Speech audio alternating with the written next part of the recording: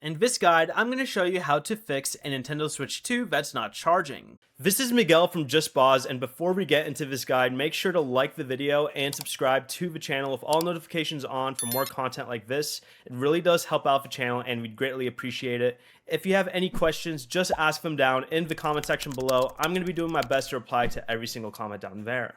First, go ahead and remove the console from the dock, unplug the AC adapter from both the console or dock, and the wall outlet, then leave it disconnected for at least 30 seconds. Next, go ahead and hold the power button for 20 seconds to force the console to shut down. Release it, then plug the AC adapter directly into the Switch 2 and into a wall outlet. Press the power button once and check for the charging indicator.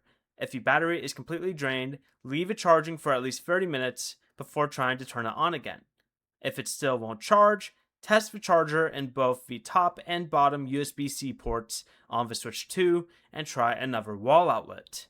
Also make sure you're using the Nintendo Switch 2 AC adapter model NGN01 or a compatible adapter with sufficient power. And if your Switch 2 stops charging around 90%, that may be normal if the settings stop battery charging at approximately 90% is enabled. But if neither USB-C port charges with a known working adapter, the console may need service.